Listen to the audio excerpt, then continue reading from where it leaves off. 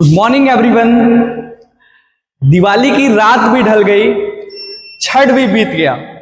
I hope तुम लोगों ने बहुत अच्छे से फेस्टिवल्स को सेलिब्रेट किया होगा। और सेलिब्रेशन तो हो गया, अब वक्त है अपने टारगेट की तरफ लौटने का। बहुत सारे बच्चे हैं जो हमेशा सोचते हैं कि वो बोर्ड एग्जाम में बहुत अच्छा करेंगे। हर दिन हर रात वो सपने देखते हैं बहुत अच्छा करने के, लेकिन वो सिर्फ सपने ही देखते हैं और वो सोचते रहते हैं अच्छा करने की, लेकिन समय बीत जाता है। अब दिवाली बीत गई है, छठ बीत गया, अब हम लोग के पास बेस्ट टाइम है और हमने तो स्टार्ट कर दिया है। आप कब स्टार्ट कर रहे हो? और सक्सेस का कोई सीक्रेट नहीं होता है। सक्सेस का एक ही सीक्रेट है, कंसिस्टेंसी। और जो फरवरी में तुम लोग का एग्जाम होने वाला है, फेब में, वो तुम लोग का एग्जाम नहीं है, वो तुम लोग की कंसिस्टेंसी का एग्जाम है। तो आज से स्टार्ट करो हमारे साथ। अगर तुम लोग क्लास 10th में हो, क्लास 12th में हो, क्लास 9th में हो, चाहे किसी भी क्लास में हो, हर एक स्टैंडर्ड के लिए पढ़ाई का अड्डा हर रोज आपके लिए एक नया लेक्चर लग जाएगा। और चाहे किसी भी सब्जेक्ट की तुम लोग तैयारी कर रहे हो, हर एक सब्जेक्ट में हम आपके साथ खड़े हैं। और ये हमने स्टार्ट किया है, हमारे लिए भी एक टेस्ट है, हमारे कंसिस्टेंसी का भी टेस्ट है।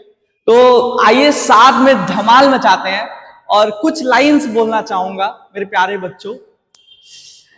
हर वीडियो एक नई कहानी है, हर वीडियो एक नई कहानी है।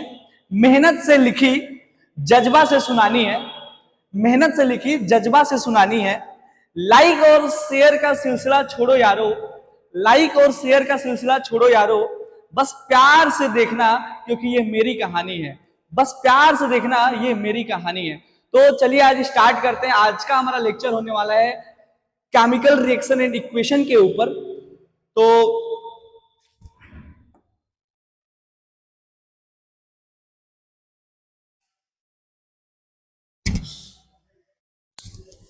आज का हमारा लेक्चर होने वाला है केमिकल रिएक्शन एंड इक्वेशन के ऊपर। इस पूरे चैप्टर को हम बहुत ज्यादा डिटेल में पढ़ने वाले हैं। एनसीईआरटी के एक एक कंसेप्ट को पढ़ेंगे और एक एक एक्टिविटीज को पढ़ेंगे। अगर केमिस्ट्री पढ़ना है ना, तो सबसे ज्यादा इंपॉर्टेंट होता है एनसीईआरटी। और क्लास 10th और 12th के लेवल पर एनसीईआरटी के अलावा कुछ पढ़ना ही नहीं है। और मैं गारंटी लेता हूं, अगर हमारे साथ आप बने रहेंगे तो आपको कुछ पढ़ना ही नहीं होगा। बस मैं जो नोट्स प्रोवाइड करूंगा, मैं जो पढ़ाऊंगा, उससे बाहर का कुछ नहीं आने वाला है। और मैं पूरा पेपर ही हैक करवा दूंगा तुम लोगों का। मैं जो जो क्वेश्चन बता दूंगा वो क्वेश्चन एग्जाम में आ जाएंगे। इतना क्वेश्चन की प्रैक्टिस मैं तुम लोगों को करवा दूंगा, ठीक है। तो ये चैप्टर है हमारा केमिकल रिएक्शन एंड इक्वेशन। और जब भी हम केमिस्ट्री पढ़ते हैं तो chemistry is just study of matter. हम किसी न किसी ऑब्जेक्ट के बारे में पढ़ते हैं, किसी सब्सटेंस के बारे में पढ़ते हैं जिसके पास मास हो, जिसके पास वॉल्यूम हो, है ना। तो chemical reaction and equation chapter को हम स्टार्ट कर रहे हैं अभी, ठीक है।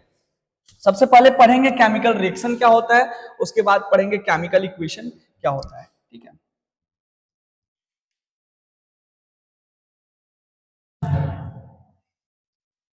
अगर बात की जाए केमिकल रिएक्शन की, तो केमिकल रिएक्शन बेसिकली जब भी कोई न्यू सब्सटेंस बनता है, जब भी कोई दो या दो से अधिक सब्सटेंस आपस में कंबाइन होकर एक न्यू सब्सटेंस बनाते हैं। तुम लोग केमिकल चेंज पढ़े होगे ना, केमिकल चेंज जहां न्यू सब्सटेंस बन रहा था, ठीक है।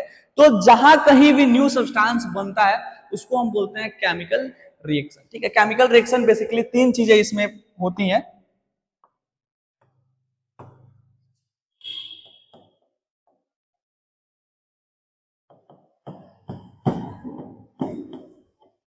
Formation of bond,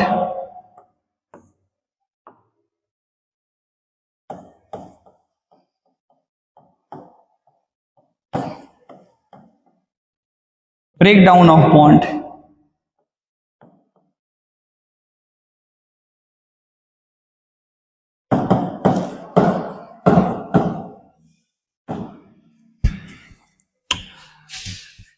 change is the law of nature. इस नेचर का लॉ है चेंज। इस दुनिया में अगर रहना है ना, तो हर किसी को अपने आप में चेंज करना होगा। और वही लोग दुनिया में सरवाइव भी कर पाते हैं, वही लोग आगे भी बढ़ पाते हैं जो अपने अंदर चेंज लाते हैं, ठीक है। तो जहां कहीं भी कोई सब्सटेंस के अंदर चेंज होता है और चेंज होकर कोई न्यू सब्सटेंस बनता है, न्यू प्रॉपर्टीज बनती है, तो उसी को हम बोलते हैं केमिकल रिएक्शन। केमिकल रिएक्शन में बेसिकली तीन चीजें हो रही होती हैं, या तो कोई नया बॉन्ड बनता है, या तो कोई बॉन्ड टूटता है, या तो एटम्स के बीच में रीअरेंजमेंट होता है, और इसी को हम बोलते हैं केमिकल रिएक्शन। ठीक है, अगर डिफिनेशन की बात की जाए तो chemical reaction is a process that leads to the transformation of one set of chemical substance to another. मतलब एक कोई केमिकल सब्सटेंस है, वो दूसरे फॉर्म में चेंज होता है, इसी को हम बोलते हैं केमिकल रिएक्शन। ठीक है, और ये केमिकल रिएक्शन में सिर्फ एटम्स की पोजीशन चेंज होती है, एटम्स का रीअरेंजमेंट होता है, न्यूक्लियस वगैरह अपने उसी जगह पे फिक्स होते हैं। ठीक है, ये चीजें होती हैं। अब जब कभी भी हम साइंस पढ़ रहे होते हैं, साइंस किताबों में नहीं, साइंस हमारे आसपास सराउंडिंग्स में होती है। तो अगर हम केमिस्ट्री पढ़ रहे हैं, अगर हम केमिकल रिएक्शन के बारे में पढ़ रहे हैं, तो केमिकल रिएक्शन कहीं दूर नहीं हो रहा है, हमारे आसपास हर एक मोमेंट पर, हर एक सेकेंड पर मिलियंस ऑफ केमिकल रिएक्शन हो रहे हैं, बहुत सारे केमिकल पार्टिसिपेट कर रहे हैं रिएक्शन में। तो केमिकल रिएक्शन जो हम लोग पढ़ रहे हैं, ये हमारे आसपास हर एक टाइम पर हो रहे हैं। जैसे हम लोग खाना बनाते हैं, तुम लोग अभी दिवाली में सबके घर पकौड़े बने होंगे, तो पकौड़े बनने से लेकर हमारे बॉडी में फूड डाइजेस्ट होता है, हम रिस्पायर करते हैं, और हमारे डे टू डे लाइफ में आयरन में रस्ट लगता है, या फिर बहुत सारे ऐसे एक्टिविटीज है, हर वो जगह केमिकल रिएक्शन हो रहा होता है। केमिकल रिएक्शन का मतलब ही है किसी न्यू सब्सटेंस का बनना। जैसे दूध से दही बन गया, तो दूध की केमिकल प्रॉपर्टीज अलग थी, दही की केमिकल प्रॉपर्टीज अलग थी। तो हुआ क्या, दूध ने अपने अंदर चेंज लाया, और चेंज लाकर उसने अपनी केमिकल प्रॉपर्टीज को चेंज कर दिया। तो हर वो जगह, हर वो सब्सटेंस जो अपने अंदर चेंज लाते हैं, अपनी प्रॉपर्टीज में चेंज लाते हैं, वहां केमिकल रिएक्शन होता है। तुम लोग भी डे टू डे लाइफ में कोई ना कोई चेंज अपने लाइफ में लाते होगे, और बदल तो वो भी गई जिस पर तुम लोग को बहुत ज्यादा भरोसा था। तो हर कोई बदलता है, इस दुनिया में कोई कांस्टेंट नहीं है, यही इस दुनिया का नेचर है। ठीक है, और दुनिया में अगर सक्सेसफुल होना है तो तुम लोग को भी केमिकल रिएक्शन की तरह अपने अंदर चेंज लाना होगा। ठीक है, अब ये दो एग्जांपल है जो हमारे डेली लाइफ में होते हैं, जैसे कुकिंग है, और कुकिंग के टाइम भी केमिकल रिएक्शन होता है, साथ में रिस्पिरेशन है, रिस्पिरेशन के टाइम भी केमिकल रिएक्शन हो रहा होता है। ठीक है, ये कुछ और एग्जांपल हैं, जैसे रस्टिंग, आयरन की रस्टिंग होती है, रस्टिंग में भी केमिकल रिएक्शन होता है, या फिर फॉर्मेशन ऑफ कर्ड, ये भी एक केमिकल रिएक्शन का एग्जांपल है।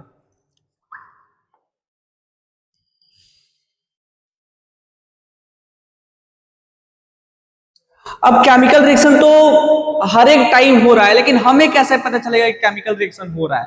हमारे आसपास केमिकल रिएक्शन हो रहा है, लेकिन हम तो भाई अपने रील्स देखने में बिजी हैं, हमें कैसे पता चल रहा है केमिकल रिएक्शन हो रहा है? तो केमिकल रिएक्शन जहां भी होता है ना, कुछ चेंजेस आते हैं, कुछ चीजें दिखती हैं, कुछ कैरेक्टरिस्टिक्स अपीयर होते हैं, जिसके कारण हम आइडेंटिफाई कर सकते हैं कि केमिकल रिएक्शन हुआ है। ठीक है, और एक और बात मैं कहना चाहूंगा कि जब भी हम लोग साइंस पढ़ रहे हैं, हमें ये कोशिश करनी चाहिए कि हम अंदर से ये फील ना करें कि हम किताब पढ़ रहे हैं या फिर बर्डन जैसा।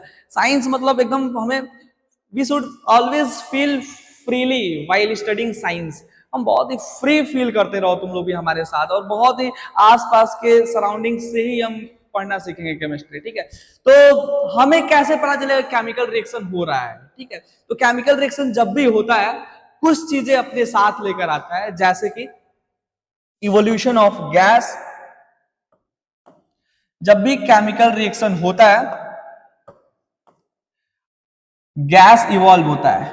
ठीक है, जैसे जैसे जब भी कभी बर्निंग हो रही होती है, कल ही मैंने एक वीडियो बताया था कंबशन के ऊपर, तो उसमें मैंने बताया था कि जब भी बर्न हम किसी सब्सटेंस को करते हैं तो उसमें से हीट और लाइट निकलता है ना।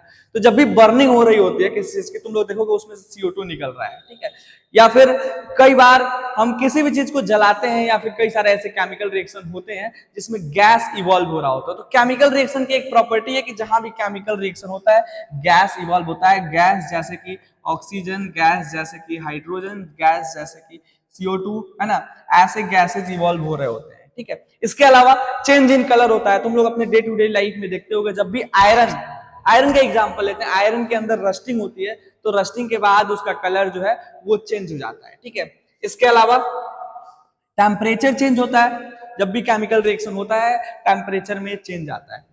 या फिर प्रिसिपिटेट बनता है। प्रिसिपिटेट क्या होता है, ये तुम लोगों के लिए न्यू वर्ड हो सकता है। प्रिसिपिटेट मतलब होता है इनसॉल्युबल सॉलिड। जब भी कोई दो सॉलिड या दो कंपाउंड आपस में रिएक्ट करते हैं, तो अगर केमिकल रिएक्शन हुआ है तो मे बी ये चीज पॉसिबल हो कि कुछ उसके अंदर, उस सॉल्यूशन के अंदर प्रिसिपिटेट का फॉर्मेशन हो जाए, मतलब एक ऐसा सॉलिड बन जाए जो इनसॉल्युबल हो, ठीक है, जो पानी में डिजोल्व ना हो, ठीक है।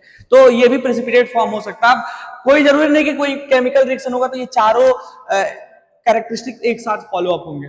हो सकता है कि कोई केमिकल रिएक्शन हो रहा है उसमें सिर्फ गैस इवॉल्व हो रहा है, हो सकता है किसी केमिकल रिएक्शन में कलर चेंज हो रहा हो सकता है किसी में प्रिसिपिटेट का फॉर्मेशन हो रहा हो सकता है बस टेम्परेचर में कोई चेंज आ रहा हो। तो केमिकल रिएक्शन में इनमें से कोई ना कोई एक कैरेक्टरिस्टिक्स फॉलो होंगी, ठीक है। अब एग्जाम्पल की बात करेंगे, ठीक है, एग्जाम्पल की बात करेंगे केमिकल रिएक्शन के, और सारे ढेर सारे एग्जाम्पल की बात करेंगे। तो सबसे फर्स्ट एग्जाम्पल है हमारे पास बर्निंग ऑफ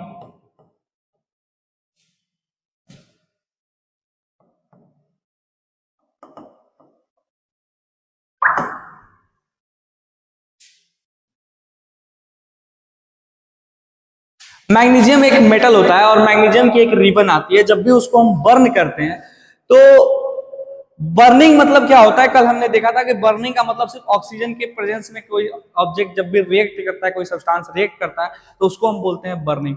तो मैग्नीशियम रिबन जब भी ऑक्सीजन से रिएक्ट करेगा, यानी जब भी उसको जलाया जाएगा, वो फॉर्म करता है magnesium oxide. Magnesium oxide powder बनाता है। तो ये केमिकल रिएक्शन का एग्जाम्पल है Mg प्लस O2, ठीक है, ये बनाता है MgO। अब मैंने ये एग्जांपल क्यों लिया, क्योंकि एनसीईआरटी के हिसाब से बहुत इंपॉर्टेंट है। और जब भी हम मैग्नीशियम रिबन को बर्न करते हैं, बर्न करने से पहले उसको हम साफ करते हैं, ठीक है। और क्यों साफ करते हैं, क्योंकि मैग्नीशियम को जनरली अगर हम रखते हैं तो ओपन में, तो मैग्नीशियम अपने ऊपर मैग्नीशियम ऑक्साइड की एक लेयर ऑलरेडी बना चुका होता है। तो मैग्नीशियम ऑक्साइड का अगर लेयर मैग्नीशियम के ऊपर रहेगा तो वो जलेगा नहीं, इसीलिए सैंड पेपर से पहले उसको साफ करते हैं। साफ करने के बाद मैग्नीशियम को हम जलाते हैं। तो मैग्नीशियम जब भी जलता है अपने साथ साथ हीट एंड लाइट निकालता है और बहुत ही डैजलिंग फ्लेम के साथ जलता है।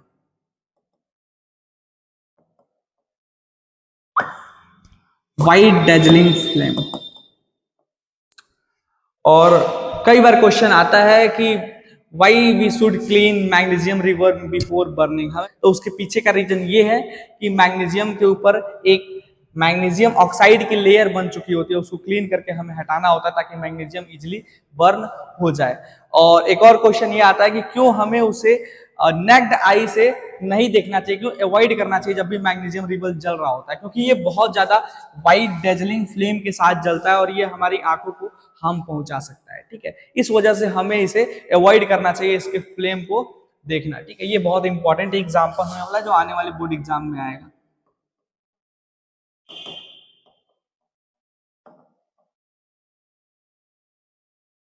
Chemical equation.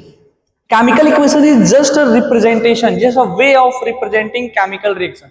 अब केमिकल रिएक्शन हमारे आसपास हो रहा है, केमिकल रिएक्शन को अगर हम उसके सिंबल के हिसाब से सिंबॉलिक रिप्रेजेंटेशन कर दे तो उसी को बोलते हैं केमिकल इक्वेशन, ठीक है।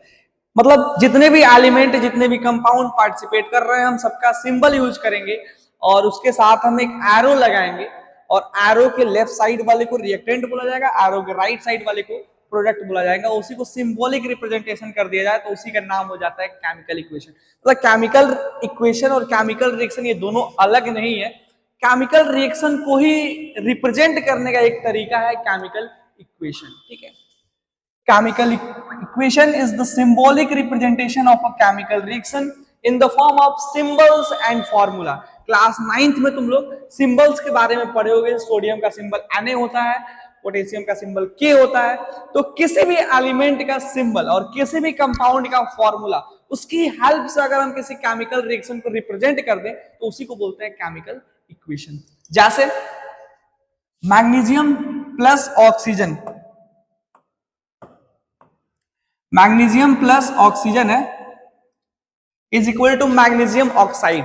अब मैग्नीशियम का सिंबल होता है Mg, ऑक्सीजन का सिंबल होगा O2, O2 का फॉर्म में O सिंबल होता है, तो ये बनाएगा MgO। ठीक, तो नॉर्मली हमने लिखा है magnesium plus oxygen is equal to magnesium oxide, ये केमिकल रिएक्शन है, केमिकल वर्ड इक्वेशन है। ठीक है, और इसी को हमने सिंबल की हेल्प से लिख दिया तो ये केमिकल इक्वेशन हो गया। ठीक है, और इसमें ये एरो होता है। ठीक है, एरो के इस साइड वाले को हम बोलते हैं रिएक्टेंट और इसको बोलते हैं प्रोडक्ट। ठीक है, अब केमिकल रिएक्शन है क्या, तुम लोग यहां से एक और क्लू मिला होगा कि केमिकल रिएक्शन इज जस्ट जो रिएक्टेंट होता है ना वो प्रोडक्ट में चेंज हो जाते हैं और उस पूरे प्रोसेस को बोलते हैं chemical reaction. The process in which reactant changes into product by changing their chemical properties also. जहां केमिकल रिएक्शन में हम बोल सकते हैं कि रिएक्टेंट प्रोडक्ट में चेंज होते हैं, साथ साथ अपनी केमिकल प्रॉपर्टीज को भी चेंज करते हैं, और उसी को अगर हम वर्ड उस इक्वेशन के फॉर्म में लिख दें, उसी को हम सिंबल के फॉर्म में लिख दें, उसी को हम फॉर्मूले की हेल्प से लिख दें, तो उसको बोलते हैं केमिकल इक्वेशन। ठीक है।